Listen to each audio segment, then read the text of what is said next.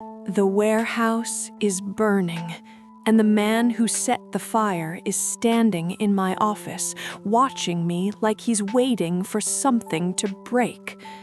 Your family's protection ends tonight, he says.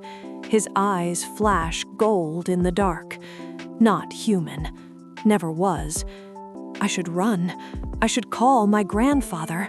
But my hands won't stop shaking because I just found the ledger, the real one. 20 years of stolen relics, sacred sites desecrated, entire packs scattered, and my name is on every transaction for the last 3 years. He's been dismantling my family's empire for months, cutting off our supply lines, turning our partners. I thought we were under attack. I didn't know we deserved it. You're free now, he tells me, like it's a gift. But 3 rival syndicates are already circling. Without my family, the debts I owe will come due. And the worst part? I'm falling for the werewolf who's destroying the only thing keeping me alive. Stay with me, and you'll discover what happens when the man who liberates you is the same one who has every reason to want you dead, and whether love can survive when you owe him your destruction. Iris pulled the false panel from the back of her grandfather's desk drawer. Her hands trembled as she lifted out the leather-bound book. The office smelled like old cigars and darker secrets.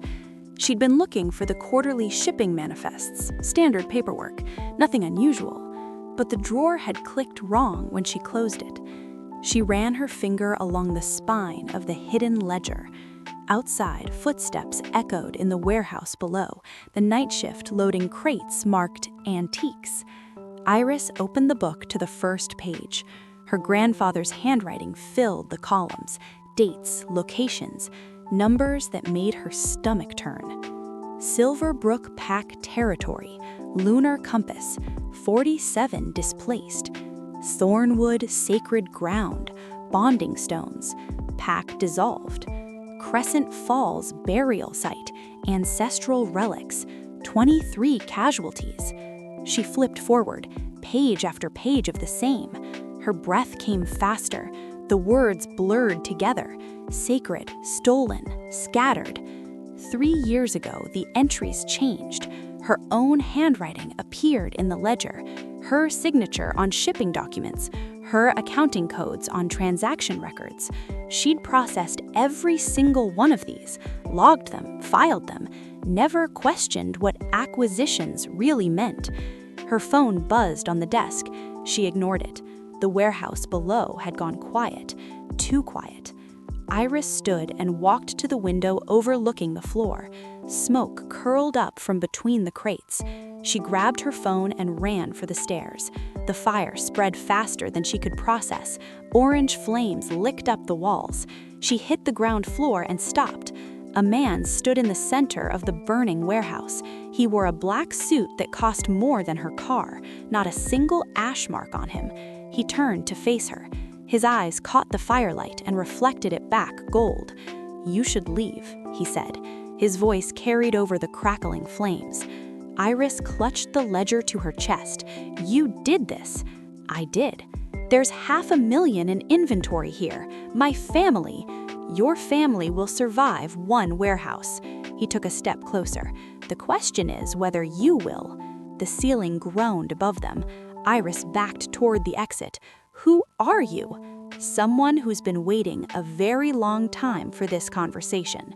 The seat branch cracked. He moved faster than anything human. His hand caught her arm and pulled her through the door.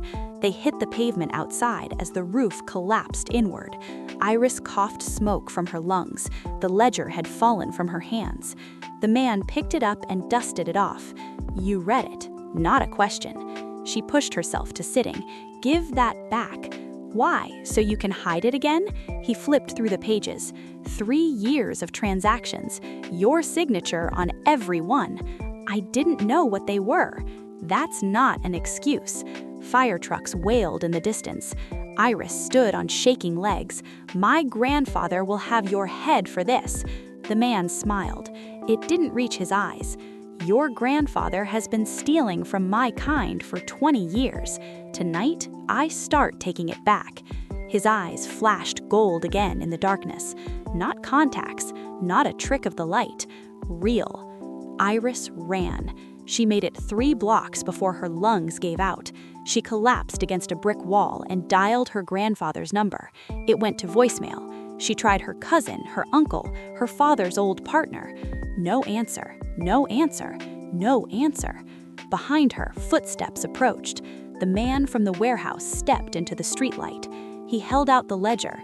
"You'll want this when the others come for you." "What others?" "The ones your family's been keeping at bay, the debts you owe." He tilted his head.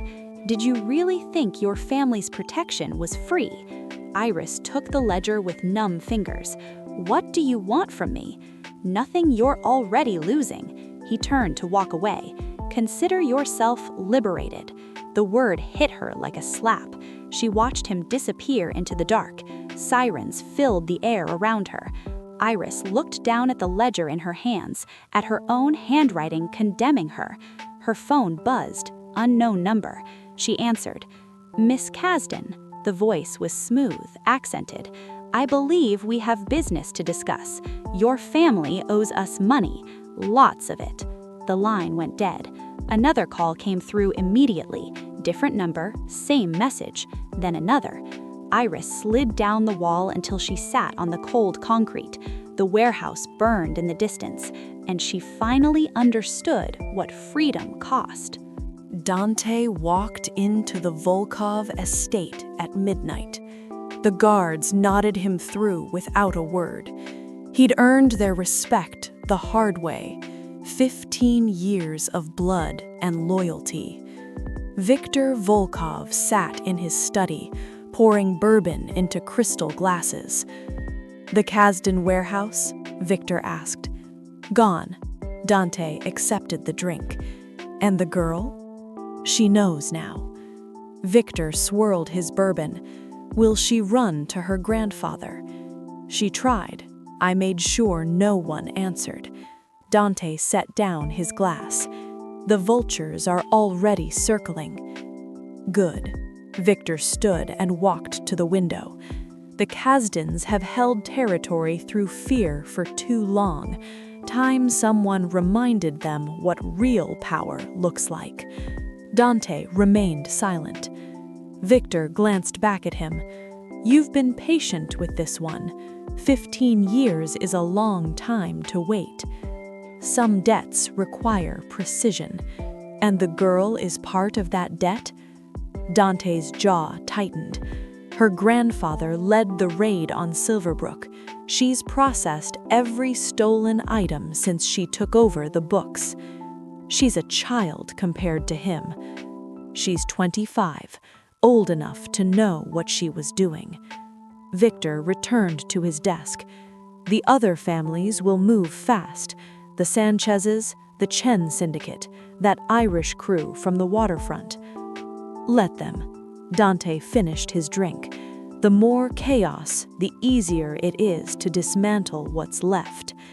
And when there's nothing left of the Kasdans, then justice is served." Viktor studied him for a long moment. "You're not usually this cold, even for you." Dante stood. "I should check the perimeter, make sure our own assets are secure." "Dante." He stopped at the door. "Don't let revenge make you stupid," Viktor said. "The girl might be useful alive." Dante left without responding. He drove to the safe house on the east side, the one no one else knew about. Inside, he'd spent 3 years building his case. Photos covered one wall, shipping manifests, transaction records, a family tree of the Kasdans going back 4 generations. At the center of it all, a single photograph. Silverbrook Pack, 2010. Dante was 12 in the picture. His mother had her hand on his shoulder. His father stood proud beside the pack's lunar relic. 3 days after that photo was taken, the Kasdans came. Dante traced the edge of the frame. His phone buzzed. Security footage from the Kasdan estate. Iris had made it home. She sat in her car in the driveway, not moving. He watched her grip the steering wheel, watched her rest her forehead against it. She looked small, breakable. He reminded himself what her family had taken from him. His phone rang, unknown number. He answered. "Mr. Corvus," a woman's voice. "My name is Maria Sanchez. I believe we have mutual interests regarding the Kasdan situation."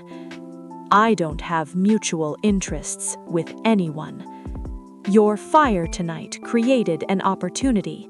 The Kasdans owe my family $3 million. We intend to collect." Dante ended the call. 2 more came through in the next 5 minutes. The Chen syndicate, the Irish crew, all of them smelling blood in the water. He deleted the calls and pulled up the security feed again. Iris had gone inside. Lights flickered on in her apartment above the garage. She'd taken the separate entrance, away from the main house. Smart or scared?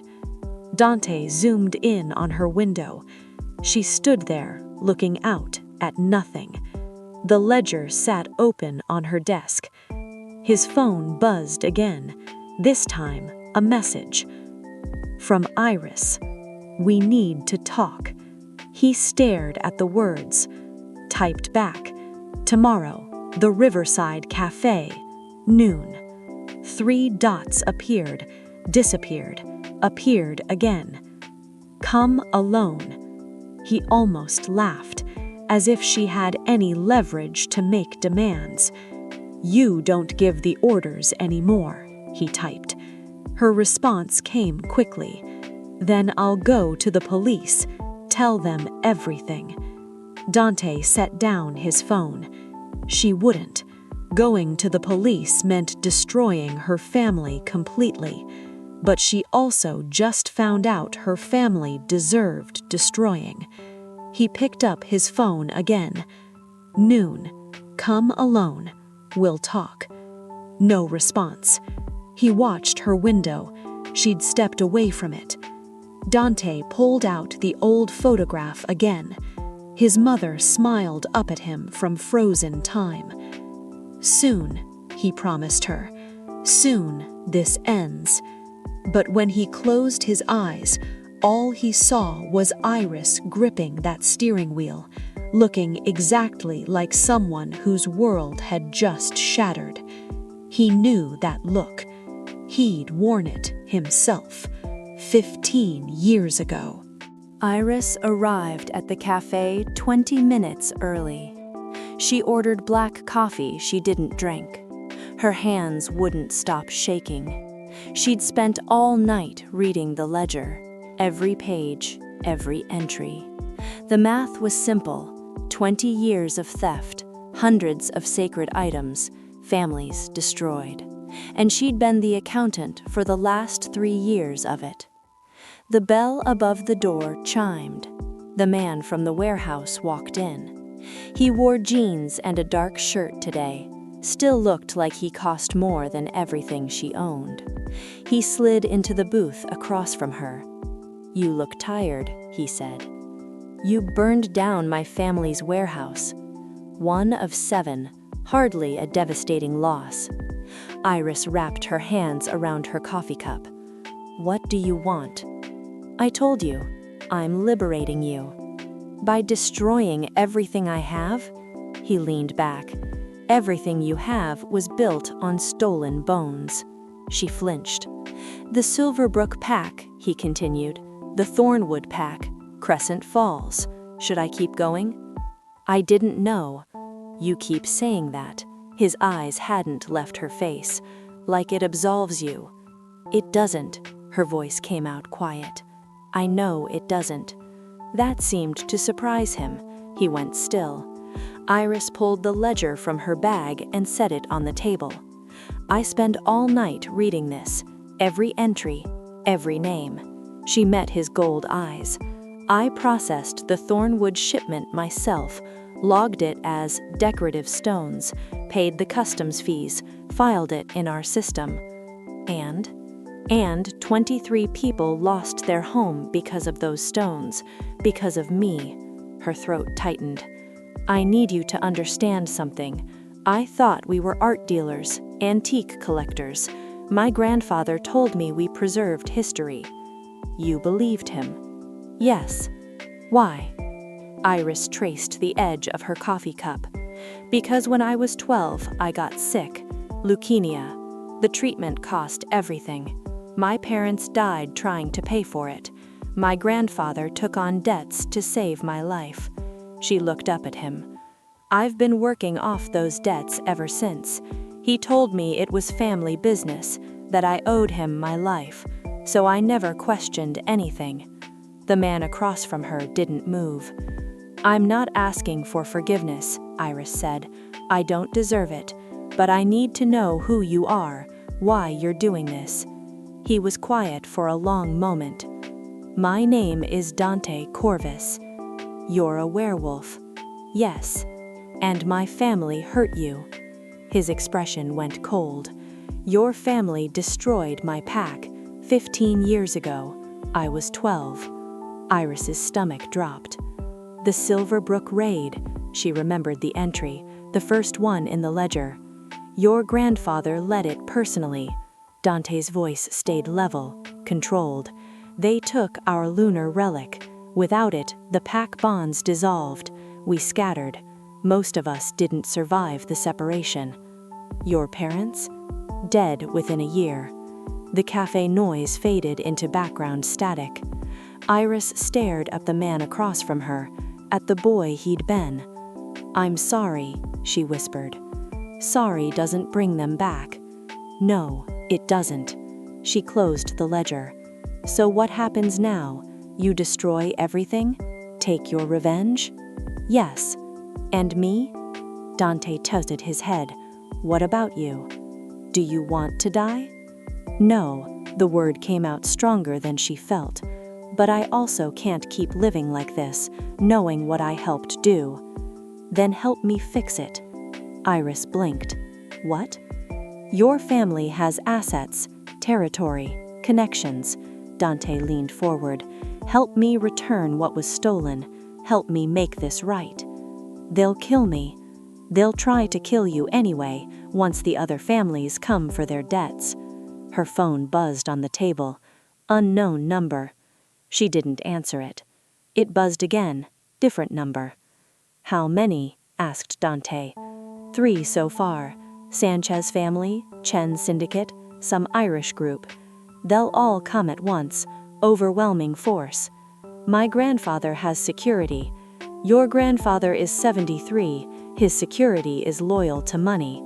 Dante pulled out his phone and showed her a video. Guards loading trucks with crates from the main estate, driving away in the night. That was filmed 2 hours ago, he said. Iris watched her family's protection disappear into the dark. So I'm alone. No, Dante put his phone away. You have a choice. Run and spend the rest of your life hiding from debts you can't pay, or help me dismantle the empire properly, and maybe we can negotiate your freedom. Why would you help me? I'm not helping you. I'm using you. He stood. But I'm also the only chance you have of surviving the next week. He dropped a business card on the table. You have until midnight to decide. After that, you're on your own. Iris picked up the card, just a phone number. When she looked up, he was already gone. The bell chimed as the door closed. Her phone buzzed again. This time she answered. Miss Kasdan, a man's voice, Irish accent. We're coming for what we're owed. Thought you should know. The line went dead. Iris sat in the booth until her coffee went completely cold. Then she dialed the number on the card. Dante answered on the first ring. "I'll help you," she said, "on one condition." "What?" "When this is over, if I survive, you tell me how to make real amends, not just to you, to everyone we hurt." Silence on the line. Then, "Deal. Pack a bag. I'm picking you up in 20 minutes. "Where are we going?" "Somewhere your family can't find you." He hung up. Iris left cash on the table and walked out into the bright afternoon. For the first time in 15 years, she had no idea what came next. It felt like drowning. It felt like the first real breath she'd taken in years. Dante's car pulled up to the estate at exactly 12:30. Iris waited by the gate with a single duffel bag. She climbed in without speaking. He drove north, away from the city. "Where are we going?" she asked after 20 minutes. "Somewhere between territories, neutral ground." "Neutral for who?" "Everyone who wants you dead." She went quiet. Dante glanced at her. She stared out the window, fingers twisted in her lap. "Second thoughts?" he asked. "No," she didn't look at him. "Just wondering if I should have packed more clothes." "You won't need them long, one way or another." That got her attention. Encouraging. "I don't deal in encouragement. I deal in reality." "And what's reality?" "You're a liability to your family and a target for everyone else. The only value you have is what you know." Iris turned back to the window. "Good to know where I stand." Something in her voice made him grip the wheel tighter. He hadn't expected her to be this calm. Most people broke down by now. They drove another hour in silence. The safe house sat at the end of a gravel road, small, isolated, surrounded by woods. Dante parked and got out. Iris followed with her bag. Inside, the house was sparse. One main room, a kitchen, 2 bedrooms down a short hall. Dante locked the door behind them. "You'll stay in the back bedroom. Don't leave without telling me. Don't call anyone. Don't contact anyone. I get it." Iris set her bag down. "I'm a prisoner. You're protected. Is there a difference?" Dante moved past her to the kitchen. "One keeps you alive." He pulled out his laptop and set it on the small table. Iris hovered in the doorway. "Are you going to stand there all night?" he asked. "What do you want me to do?" "Sit. We have work to do." She took the chair across from him. Dante opened a series of files, shipping manifests, financial records, everything he'd gathered over 3 years. "These are your family's transactions going back 2 decades, he said. "I need you to verify which ones you handled personally." Iris pulled the laptop closer. Her eyes scanned the first document. "This one, March 2023, Thornwood shipment." She pointed to a line item. "I coded this as gallery acquisition." "Where did it go?" "Private buyer, Switzerland. I have the routing information memorized." Dante made a note. "Next one." They worked through the files for 3 hours. Iris's voice stayed steady, professional, like she was back in her office doing regular accounting. Dante watched her highlight another entry. "You're good at this," he said. "At what?" "Compartmentalizing." She looked up. "Is that an insult?" "An observation." Iris closed the laptop. "You want me to fall apart. You want me to cry and beg and prove I'm sorry." "I didn't say that." "You don't have to." She stood and walked to the window. "But I spent all night breaking down. I don't have any tears left, so if we're doing this, I'm going to be useful. That's all I know how to be." Dante leaned back in his chair. She was right. He had expected her to collapse, to need saving. Instead, she was already trying to fix what she'd broken. "The bedroom's through there," he said quietly. "Get some rest. We start again in the morning." Iris picked up her bag and paused at the hallway. "Thank you," she said. "For what?" "Not killing me." She disappeared into the back room before he could respond. Dante sat alone in the quiet house. His phone buzzed. "Victor." "Status?" the message read. "Secured the asset, beginning extraction of information." Good, keep her close. The Sanchezes put a price on her head, 50,000. Dante's jaw clenched. He typed back, noted. He pulled up the security feeds he'd installed around the property. Nothing moved in the darkness outside, but they'd come, eventually. They always did. From the back bedroom, he heard water running, Iris getting ready for bed. He thought about the way she'd looked at the ledger in the cafe, like it physically hurt to read. He thought about his mother's face when the Kasdans came, the way she'd pushed him into the hidden cellar, told him to stay quiet no matter what. The screaming lasted hours. Dante closed his laptop. Iris Kasdan was a means to an end, a tool for justice. He couldn't afford to see her as anything else, even if her voice had shaken when she said she didn't deserve forgiveness, even if she looked at him like she understood exactly what loss felt like. He stood and checked the locks one more time, then settled into the chair by the door with his phone and a knife. Tomorrow they'd start taking apart her family's empire piece by piece. Tonight, he'd make sure she lived long enough to help him do it. Morning came too early. Iris woke to the smell of coffee. She pulled on clean clothes and found Dante already at the table with his laptop. "We have a problem," he said without looking up. She poured coffee. "Just one?" "Your cousin Marcus moved half the inventory from the northern warehouse overnight." Iris set down her mug. "Where?" "That's what you're going to find out." He turns the laptop toward her. "Call him." "He won't answer." "He will if you sound scared enough." Iris stared at the phone Dante slid across the table. "What do I say?" "Tell him you need help, that people are after you, that you need to know where the goods are so you can use them as collateral." "He'll know I'm lying." "Maybe, but he's also your family. He'll want to protect his assets." Iris picked up the phone. Her hands only shook a little. She dialed Marcus's number. It rang 4 times. "Iris?" His voice sounded rough, like he hadn't slept either. "Marcus, thank God." She let her voice crack. "Someone burned the warehouse. They're after me. They're after all of us." "Where are you?" "Safe, for now, but I need to know where you moved the northern inventory. If they get it, you need to come home. Grandfather wants to see you." "I can't, not until I know we're secure." She met Dante's eyes. "Please, just tell me where it is." Marcus went quiet. She could hear him breathing, thinking. "The old church on Madison Street," he finally said. "But you need to come in, Iris. We can protect you better than running." "I will, soon, I promise." She hung up before he could say more.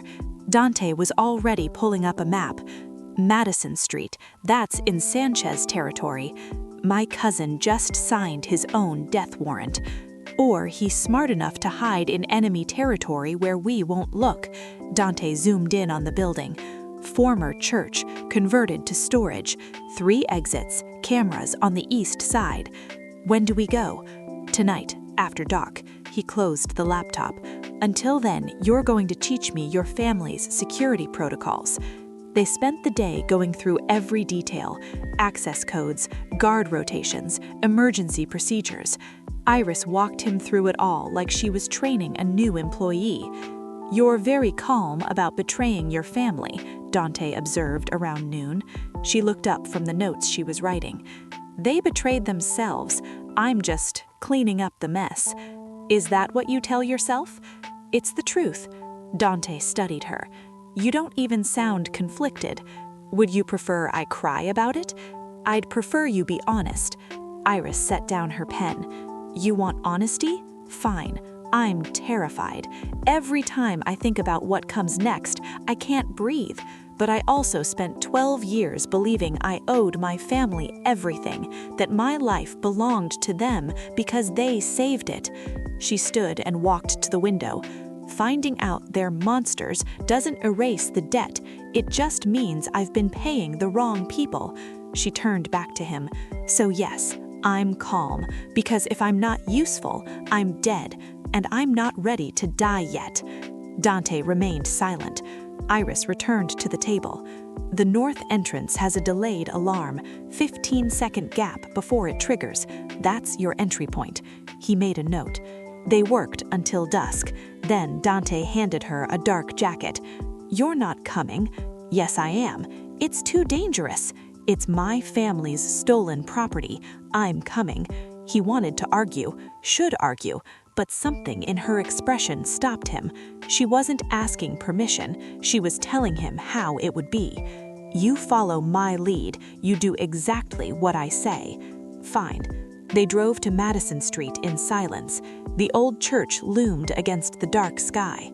Dante parked 3 blocks away. They approached on foot, staying in the shadows. Iris pointed to the north entrance. There, 15 seconds. Dante pulled a small electronic device, held it to the lock. The door clicked open. They slipped inside. The church interior had been gutted, just empty space and wooden crates stacked to the ceiling. Dante moved between the rows, checking labels. Iris followed close behind. "Here, Silverbrook items," he whispered. He pried open the crate. Inside, wrapped in cloth, sat a silver compass. Intricate designs covered its surface. Dante's hands trembled as he lifted it. "This was my father's," he said quietly. Iris watched his face, saw something crack in his expression. "I'm sorry," she whispered. He didn't respond, just carefully rewrapped the compass and tucked it into his jacket. They moved to the next crate. Footsteps echoed from the east entrance. Dante grabbed Iris and pulled her behind a stack of crates. 2 men entered. One wore Kasdan security colors, the other was unfamiliar. "The girl's definitely running," Marcus confirmed it. "Good, makes our job easier. When we find her, Sanchez wants her alive. He's got questions about the accounts." They walked past, not 10 feet away. Iris pressed her mouth over her mouth. Dante held perfectly still. The men continued to the back of the church. "Move," Dante bedeaved. They crept back toward the north entrance. Almost there. The alarm blared. Someone had found their entry point. "Run," Dante commanded. They burst through the door. Shouts erupted behind them. Dante pulled Iris through the dark streets. Gunshots cracked the air, not aimed at them, warning shots. They reached the car and threw themselves inside. Dante's tires screamed as he accelerated away. Iris looked back. Men poured from the church. "They saw us," she said. "They saw someone. They don't know who. Marcus will figure it out." Dante turned down a side street. "Then we move faster." They drove back to the safe house in tense silence. Inside, Dante locked the door and checked every window. Iris sank into a chair. Her hands shook now, the adrenaline wearing off. Dante set the wrapped compass on the table. "This is just the beginning. I know. It gets worse from here. I know." He looked at her, really looked at her. She met his eyes without flinching. "Why are you really helping me? I told you, I'm using you." "No, there's something else." Dante turned away. "Get some sleep. Tomorrow we hit the next location." "Dante," he stopped. "Thank you," she said, "for letting me come tonight, for letting me see what we took from you." He didn't turn around. "Don't thank me yet." He walked to his room and closed the door. Iris sat alone with the silver compass. She unwrapped it carefully. The designs showed wolves running under a full moon. Beautiful, sacred, stolen. She rewrapped it and placed it back on the table, then went to her own room and didn't sleep at all. The Irish crew arrived at dawn. Dante's security alert went off at 5:30. He was already awake, had been all night. He checked the cameras. 3 cars, maybe 12 men. "Iris," he knocked on her door. "We have company." She emerged already dressed. "How many?" "Enough." He handed her a phone. "Call your grandfather." "Why?" "Because I want him to hear what happens when his protection fails." Iris took the phone but didn't dial. "They'll kill us," she said. "Maybe." "That's not reassuring." "I'm not here to reassure you." Dante moved to the window. "Make the call." She dialed. Her grandfather answered on the second ring. "Iris, where are you?" "Somewhere safe, or I was." She looked at Dante. The O'Malley crew just found me. Silence on the line. Grandfather, let me speak to whoever's in charge there. Dante took the phone. Mr. Kasdan, your granddaughter is about to pay for your debts. Who is this? Someone you wronged 15 years ago. The old man's breathing changed. Silverbrook. Good memory. You have no right. I have every right. Dante watched the men position themselves outside. Your empire is falling, your protection is gone, and your family is about to learn what real consequences feel like. He hung up. Iris stared at him. That was cruel. That was justice. A voice called from outside. We know you're in there. Send out the girl and we'll make it quick.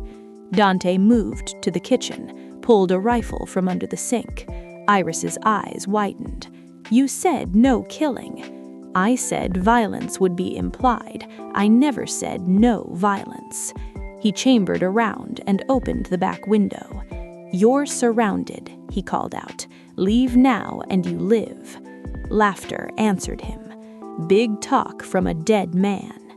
Dante aimed at the ground in front of the lead car, fired. Dirt exploded. The laughter stopped. Next one goes through metal, Dante said. You can't shoot all of us. No, but I can make enough noise that the Volkov patrols hear it, and they're very territorial about this neutral zone. That gave them pause. The girl has debts, the leader called. We're just here to collect. Her debts died with her family's protection. That's not how this works. It is now. Dante lowered his rifle. You want to start a war with the Volkovs over 50,000. Be my guest, or you can leave and we forget this happened. Silence. Then car doors slamming, engines starting. They drove away. Dante closed the window. Iris hadn't moved. They'll be back, she said quietly. Yes, with more men, different tactics. He set down the rifle. We have maybe 12 hours. To do what? Finish this. He pulled out his laptop. How many more locations have significant inventory? 3, maybe 4. Pick the most valuable. She moved to the computer, pulled up her mental map of her family's assets. The waterfront storage facility. It has 6 different packs, including... She trailed off. Including what? Including pieces from a bonding ceremony. Irreplaceable. Dante's jaw clenched. Where exactly? She gave him the address. That's in Chen territory, he said. I know. They'll have it guarded. I know that too. He looked at her. You're suggesting we walk into enemy territory, break into a secured facility, and steal back stolen property while 3 different crime families hunt you? Yes, you understand that's suicidal. You said you wanted justice. Iris met his eyes. Those pieces matter more than my life, more than your revenge. Something shifted in Dante's expression. You've changed, he said. No, I'm just finally seeing clearly. He studied her for a long moment, then pulled out his phone and made a call. Victor, I need a favor. Name it. Chen territory, waterfront facility. I need a distraction. Victor was quiet. That's not a small ask. I know. What's the play? Returning what was stolen, making things right. More silence. You're getting soft on me, Dante. No, I'm finishing what I started. The girl's getting to you. Dante looked at Iris. She was already packing supplies, moving with purpose. Just tell me if you'll help, he said. Victor sighed. 2 hours, east side of Chen territory. Biggest distraction I can make. Thank you. Don't thank me yet. If you die doing this, I'm keeping all your assets. The line went dead. Dante turned to Iris. We leave in 90 minutes. Get ready. She nodded and headed to her room. Dante sat alone with his thoughts. This wasn't the plan. The plan was systematic destruction, cold revenge. But watching Iris choose sacred objects over her own safety had changed something. She wasn't running anymore. She was fighting to fix what she'd broken, even if it killed her. His phone buzzed. Unknown number. He answered. "Mr. Corvus," the Sanchez matriarch said, "I hear you're protecting valuable property. You heard wrong. Don't play games. The Kasdan girl has information we need. Return her and we'll forget your interference." "No. Then you've chosen your side. That's unfortunate." She hung up. Dante added it to the growing list of threats. Iris emerged with a backpack. "I found some climbing gear in the closet and rope." "Good. We'll need it." He handed her a vest. "Put this on." "What is it?" "Kevlar, just in case my distraction isn't distracting enough." She pulled it on without arguing. They loaded the car in silence. Dante's phone buzzed again, this time a message from Victor. "Distraction is a go. You've got a 30-minute window. Don't waste it." Dante showed Iris the message. 30 minutes, she repeated. "To get in, find the items and get out. And if we don't make it, then we die trying." He started the car. "Still want to do this?" Iris belted her seatbelt. "Drive." The explosion lit up the eastern sky at exactly 8 p.m. Dante watched Chen's security vehicles race toward the distraction. "That's our window," he said. They approached the waterfront facility from the south, the least guarded side. Iris pointed to a ventilation shaft. "There, I remember seeing it on the blueprints when we acquired the building. Your family acquired it. 2 years ago, front company, perfect storage location." Dante pulled out bolt cutters. The fence gave way easily. They crossed the empty lot to the building. The ventilation shaft was exactly where Iris said. Dante pried off the cover. "You first," he said. Iris didn't hesitate, climbed into the narrow space. Dante followed, replacing the cover behind them. They crawled through darkness. Iris's breathing echoed in the confined space. "How much further?" Dante whispered. "Maybe 20 feet? There should be a drop into the storage area." The shaft opened up. Iris peered down. 10-foot drop. "Can you make it?" "Have to." She lowered herself through the opening and let go, hit the concrete floor with a grunt. Dante dropped beside her a moment later. They were in. The storage area stretched out before them, crates everywhere. "They're organized by acquisition date," Iris said. "The bonding items would be in the southeast corner." They moved quickly through the rows. Iris stopped at a crate marked with her family's coding system. "This one." Dante pried it open. Inside, wrapped in protective cloth, were ceremonial bowls, silver, engraved with pack symbols. His hands shook as he lifted one. "These were used in mate bonding ceremonies," he said quietly. "They're thousands of years old." "How many pieces are there supposed to be?" 7 bowls, 1 chalice, a ceremonial blade. They checked the crate. All present. Dante carefully packed them into his bag. "We need to move," Iris said. "We've been here 12 minutes." They headed back toward the ventilation shaft. Lights flooded the warehouse. "Well, well," a man stepped from between the crates. Chen family, 4 guards behind him. "Caught ourselves some rats." Dante moved in front of Iris. "We're leaving. Don't make this complicated." "You broke into my family's warehouse. Complicated is already here." The guards raised weapons. Dante calculated angles, escape routes, odds. All bad. "The Volkovs won't be happy if you kill one of theirs," he said. "The Volkovs will understand. This is our territory." Iris stepped forward. "Wait, I'm Iris Kasdan. I have information about my family's accounts, business arrangements. I can make it worth your while." The man smiled. "I know who you are. That's why you're worth dead than alive. The Sanchez's put $75,000 on your head as of this morning. I can give you more than that." "How?" "My family's offshore accounts, access codes, locations. I'm the only one who knows them all." Dante grabbed her arm. "What are you doing?" She ignored him. 300 million, she said to the Chen guard, hidden in accounts across 7 countries. My grandfather doesn't even know where it all is. That got his attention. "You'd betray your family for your life?" "My family's already dead. They just don't know it yet." The man considered. "Prove it. Give me one account number." Iris rattled off a string of numbers and a bank location. The guard pulled out his phone, made a call, spoke rapidly in Mandarin, waited. His expression changed. "How much is in this account?" 12 million, give or take. He ended the call. "We have a deal. You give us the rest, we let you walk. After we leave, I'm not stupid." He laughed. "Smart girl.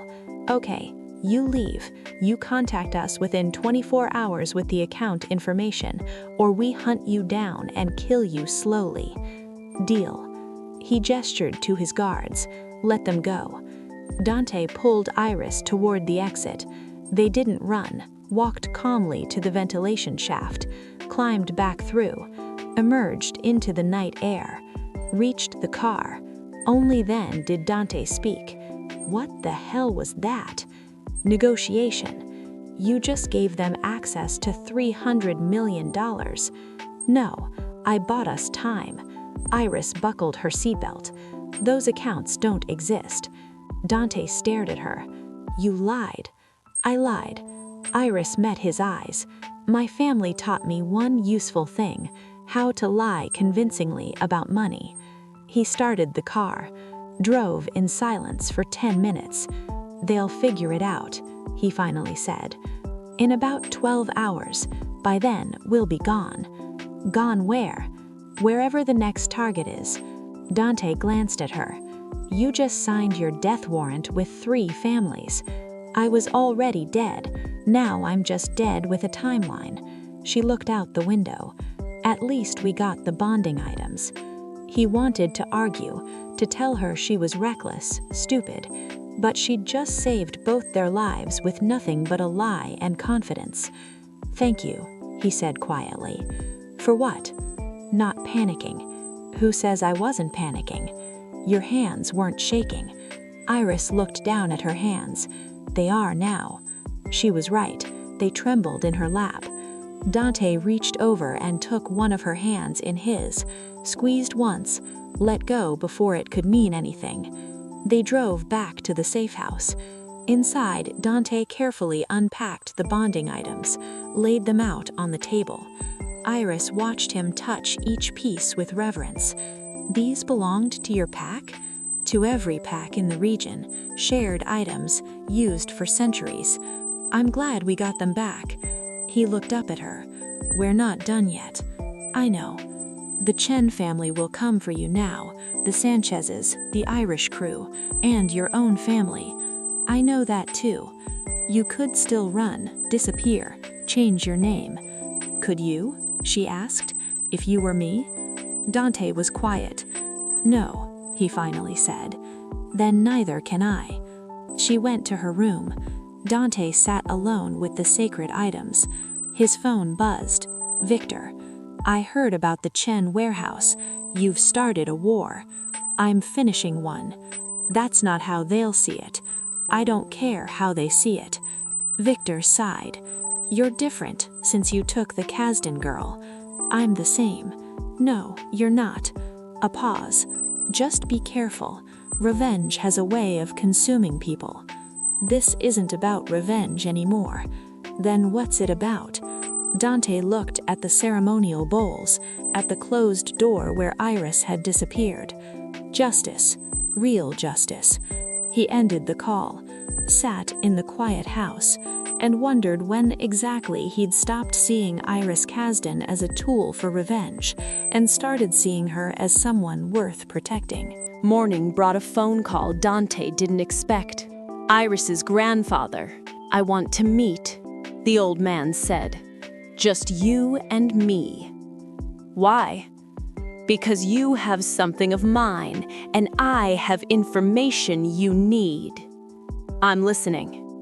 "Not over the phone, neutral ground, the old pier, noon today." Dante considered. "I'll be there." "Come alone." The line went dead. Iris emerged from her room. "Who was that?" "Your grandfather wants to meet." Her face went pale. "It's a trap." "Probably." "Then you're not going." "I am." "Dante." "He has information about what happened to my pack. I need to hear it." Iris grabbed his arm. "He'll kill you." "He'll try." "This isn't a joke." Dante gently removed her hand. "I know, but I've waited 15 years for answers. I'm not waiting anymore." "Then I'm coming with you." "Absolutely not. It's my family, my mess. It's my revenge." They stared at each other. "Please," Iris said quietly, "don't do this alone." Something in her voice made him pause. "Why do you care?" "Because somewhere in the last 3 days, I started thinking of you as more than just the man destroying my life." Dante stepped back. "Don't." "Don't what?" "Don't make this personal." "It's already personal. It's been personal since the moment you walked into that burning warehouse." He turned away. "You don't know what you're saying." "Yes, I do." She moved in front of him. "You're not just doing this for revenge. You're doing it because you still believe in justice, in making things right. And that matters to me." "It shouldn't, but it does." Dante looked at her, really looked at her. 3 days ago, she'd been the enemy, a means to an end. Now she stood in front of him, willing to walk into danger just to keep him safe. "If you come," he said slowly, "you follow my orders exactly. No arguments." "Agreed. And if things go wrong, you run, you don't look back." "I'm not promising that." "Then you're not coming." Iris crossed her arms. "Fine, I'll run. Happy?" "You're lying." "Probably, but you're still taking me with you." Despite everything, Dante almost smiled. "You're stubborn." She learned from the best. She glanced at the clock. "We have 3 hours. What's the plan?" They spent the morning preparing. Dante checked weapons, planned escape routes, set up contingencies. Iris memorized everything he told her. At 11:30, they drove to the old pier. Abandoned buildings surrounded the waterfront, perfect for an ambush. Dante parked 2 blocks away. "Stay behind me," he said. "Keep your eyes open. If you see anything wrong, you say so immediately." Iris nodded. They walked to the pier. An old man waited at the end, thin, gray hair, expensive coat. Iris's grandfather. 2 bodyguards stood behind him. "I said come alone," the old man called. "I don't take orders from you," Dante replied.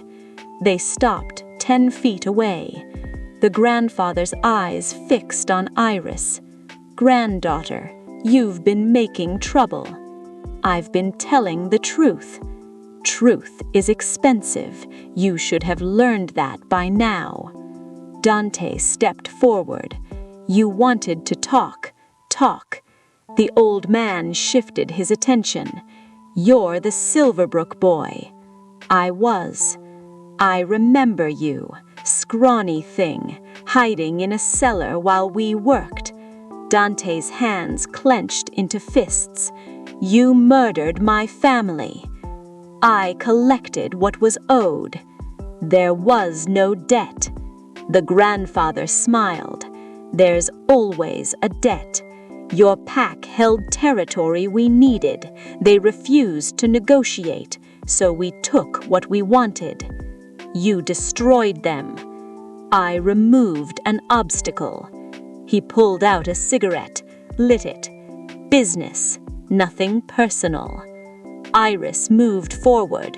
You told me we were preserving history. I told you what you needed to hear. You lied. I protected you. The grandfather's voice sharpened. Everything I did to keep this family alive, to keep you alive. By killing innocent people. Innocent, he laughed. There's no such thing. Everyone's guilty of something. Dante's control snapped. He lunged forward. The bodyguards moved. Iris screamed. Gunshots cracked the air. Dante hit the ground, rolled, came up with his own weapon, fired twice. Both bodyguards dropped. The grandfather stumbled back. Dante was on him in seconds, hand around his throat. You destroyed everything I loved. The old man gasped for air. And you're destroying what she loves. How are you different? The words hit like a physical blow. Dante's grip loosened. The grandfather collapsed to his knees. You want revenge? He wheezed. Take it. Kill me. But it won't fix what's broken. Dante raised his gun. Iris's hand caught his wrist. Don't, she said quietly. He deserves to die. Yes, but not this way. She looked at her grandfather. Not quick, not easy. The grandfather's eyes widened. What are you saying? Iris crouched in front of him. I'm saying you're going to lose everything the way you made others lose everything. Slowly, piece by piece. You wouldn't. I already am. She stood. Your accounts, your territory, your protection, all of it, gone. You're my blood. Blood doesn't mean anything. You taught me that. She turned and walked away. Dante stared at the broken old man on the ground, then followed Iris. Behind them, the grandfather shouted threats, promises of retaliation. They didn't look back. At the car, Iris's hands finally shook. Dante opened the passenger door for her. She slid in without speaking. He drove them back to the safe house. Inside, Iris went straight to her room. Dante heard her crying through the door. He stood in the hallway, uncertain. Finally knocked softly. Go away, she said. He opened the door anyway. Iris sat on the bed, face in her hands. Dante sat beside her. You did the right thing. Did I? He's still alive, still dangerous. But broken. You took away the thing he values most. What's that? Power, control. Dante was quiet for a moment. And his granddaughter's loyalty. Iris looked up. Her eyes were red. I thought it would feel better, confronting him. It never does. How do you handle it, the anger? I don't. I use it. He met her eyes. But maybe that's wrong. Maybe you have the better way. What's my way? Making things right instead of just destroying what's wrong. She leaned against his shoulder. Dante stiffened, then slowly relaxed. They sat in silence. What happens now?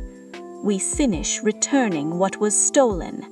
And then you're free, for real this time.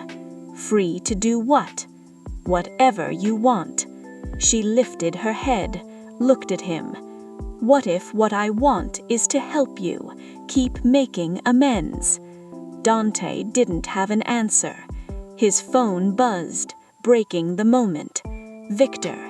The Sanchezes know about the Chen warehouse. They're mobilizing. You need to move. Now. Dante stood. Pack everything. We're leaving. Where? Somewhere they won't find us. He paused in the doorway. And Iris. Yes. Thank you for stopping me back there. She gave him a small smile. That's what partners do. Partners. The word followed him as he gathered their supplies. When had this become a partnership? When had she become someone he couldn't imagine doing this without? He didn't have time. They drove through the night. Dante headed north, toward Pack territory, his territory. "Where are we going?" Iris asked. "Somewhere I should have gone 15 years ago." The roads became rougher, less traveled.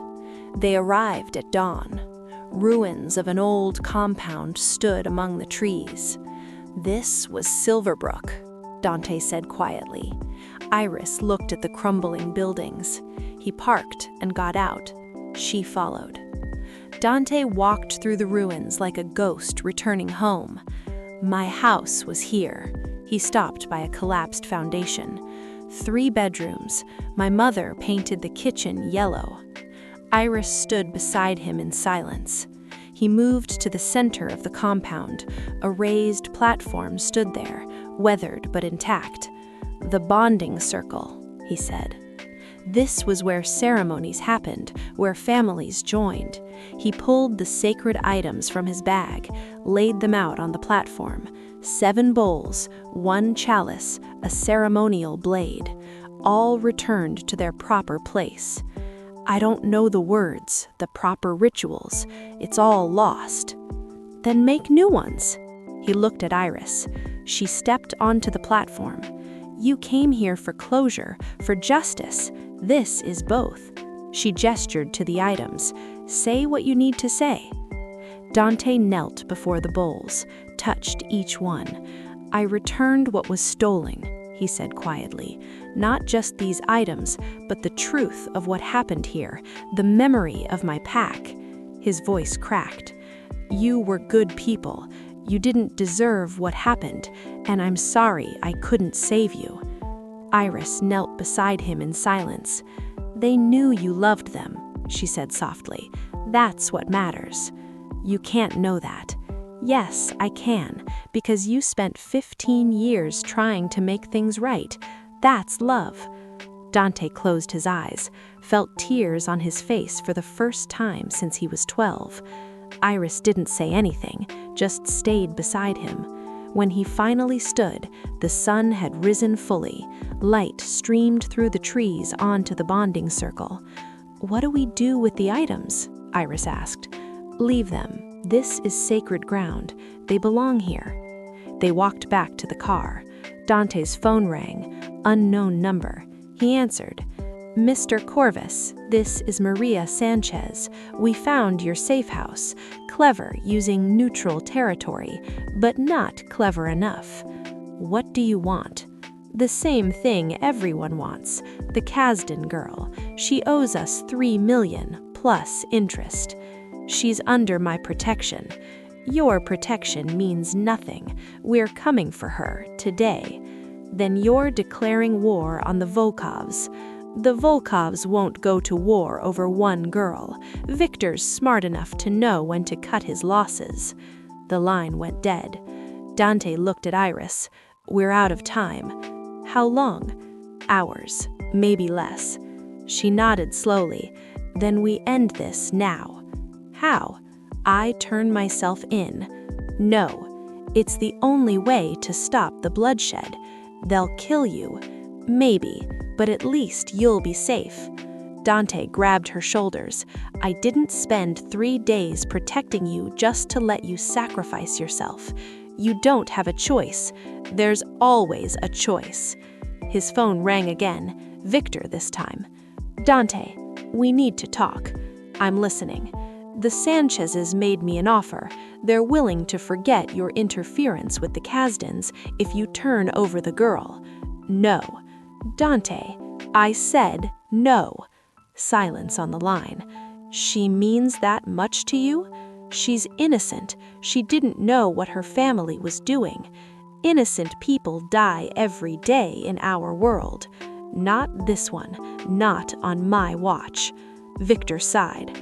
Then you've chosen her over the family, over everything I gave you.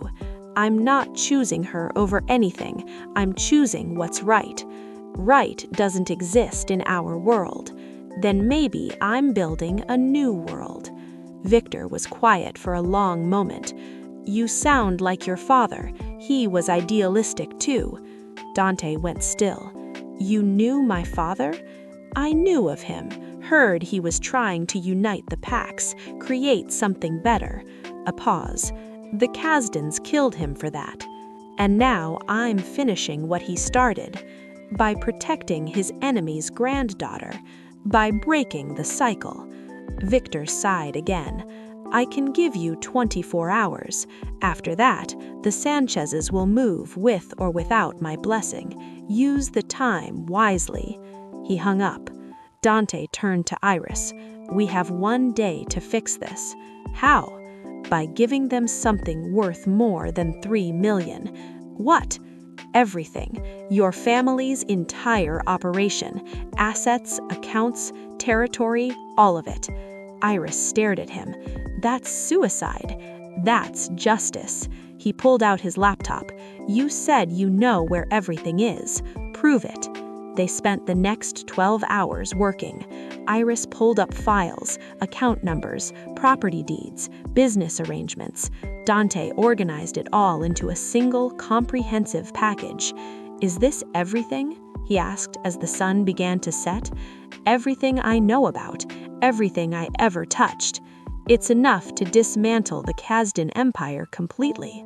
I know. He looked at her. This will destroy your family. Completely. No coming back. Good. You don't hesitate anymore. Why should I? They built their empire on graves. Time to return them to the earth. Dante made copies of everything, encrypted drives, cloud backups, then sent a message to Maria Sanchez. I have something you'll want to see. Meet me at the old Silverbrook compound, tomorrow at noon. Come alone or the deal's off. The response came quickly. We'll be there.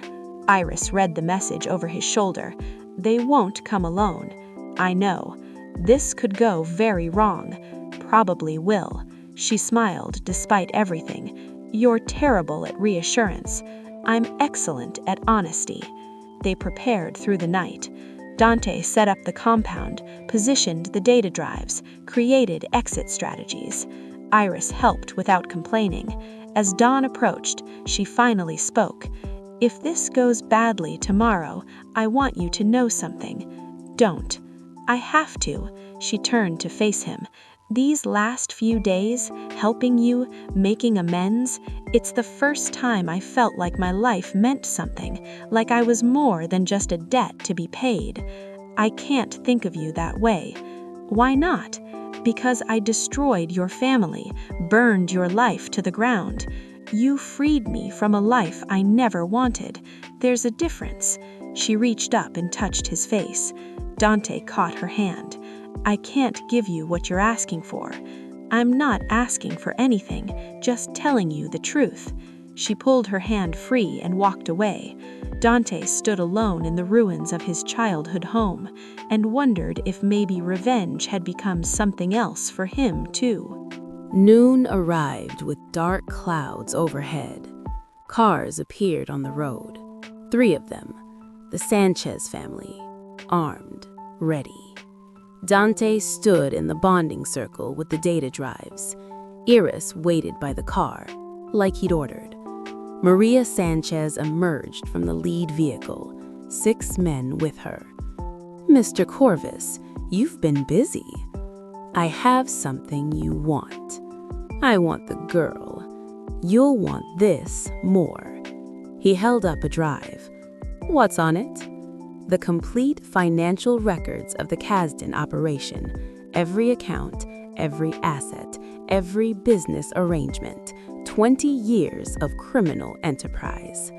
Maria's eyes narrowed. Why would you give me that? Because it's worth more than 3 million, and because I'm done with revenge. What do you want in exchange? Safe passage for Iris Kasdan, her debts forgiven, complete immunity. Maria laughed. You're asking me to forgive 3 million for some financial data? I'm asking you to take down an empire. The Kasdan's controlled territory across 3 states. With this information, you can claim all of it. That got her attention. Prove it. Dante opened his laptop, showed her account balances, property holdings, business arrangements. Maria's expression changed. This is substantial. This is everything. Dante closed the laptop. Do we have a deal? Maria looked past him to Iris.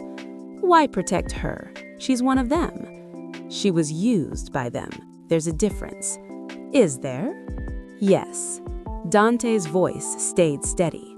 He's spent the last week helping me return stolen items to their rightful owners, trying to make amends for things she didn't know she was doing wrong. That matters. Maria considered. The Chen family won't like this. Neither will the Irish crew. They can get in line. You have first rights to the Kasdan assets. And if I refuse, then I burn these drives and all of you get nothing. The Kasdans scatter, the territory fragments, and you spend the next decade fighting over scraps. Maria smiled. You've thought this through. I've had 15 years to think about it. She walked closer, studied his face. You're the Silverbrook boy. I was. I heard about what happened. The Kasdans made enemies that day. They made enemies every day. Maria extended her hand. Deal. The girl goes free. Her debts are forgiven. In exchange, we get everything on those drives. Dante shook her hand. One more condition. What? You spread the word. Every family, every syndicate. Iris Kasdan is untouchable. Anyone who comes after her answers to you. That's a big ask. It's the only way this works. Otherwise, she'll spend the rest of her life running. Maria glanced at her men, at the drives, at the opportunity. Fine, she's protected. Dante handed over the drives. Maria's men took them, verified the contents. It's all here, one confirmed. Maria nodded. Pleasure doing business with you, Mr. Corvus. She turned to leave. Maria. She stopped. The Kasdans will retaliate when they find out. Let them try. By the time they realize what happened, we'll already own everything that mattered. The Sanchez family drove away. Dante walked to where Iris stood. It's done. She stared at him. You traded your revenge for my freedom? I traded an empire for justice. There's a difference. Dante, you were right last night. This did become something else. He took her hand. I started this wanting to destroy everyone connected to the Kasdans, but you showed me that some people deserve a chance to make things right. I don't deserve anything. You deserve a life, a real one, not one spent paying debts you didn't create. Tears streamed down her face. What do I do now? Whatever you want. You're free. What if I want to stay with you? Keep helping return what was stolen? Dante pulled her closer. Then I'd say I could use a partner, someone who understands both sides of this world. A partner, or more if you want. She kissed him. It was soft, gentle, full of promise. When they pulled apart, Dante rested his forehead against hers. We have a lot of work ahead of us. I know. Returning items, making real amends. It'll take years. I have time. The criminal families won't forget what happened here. Let them remember. Maybe next time they'll think twice before destroying innocent lives." Dante smiled, really smiled. For the first time in 15 years, the weight on his chest felt lighter. They walked back to the bonding circle. The sacred items still rested there, returned to their home. "Do you think your pack would approve of us?" Iris asked. "I think they'd appreciate that something good came from all this pain." His phone buzzed. "Victor, I heard about the Sanchez deal. You gave away everything." "I gave away what needed to be given. And the girl is no longer just a girl. She's my partner." Victor was quiet. "You've changed, Dante. Not sure if it's for better or worse. Does it matter?" "I suppose not." A pause. "For what it's worth, your father would be proud. You found a better way." The line went dead. Iris squeezed his hand. "What now?" "Now we start building something new. Not an empire, just balance." They drove away from Silverbrook as the sun broke through the clouds. The ruins remained behind them, a reminder of what was lost, but also what was found. Justice, freedom, and maybe something like love. Iris looked at Dante as he drove. "Thank you." "For what?" "For seeing me, not just what my family made me." "Thank you for showing me there's more than revenge. We're quite the pair." "We really are." They drove toward an uncertain future, but for the first time in both of their lives, uncertain felt like possibility instead of threat. The debt had been paid, not with blood, but with truth, and that made all the difference. If you made it this far, drop a comment telling me, would you choose revenge or redemption? Hit that like button if this story got you in your feelings, and subscribe for more romance stories that'll keep you up at night. See you in the next one.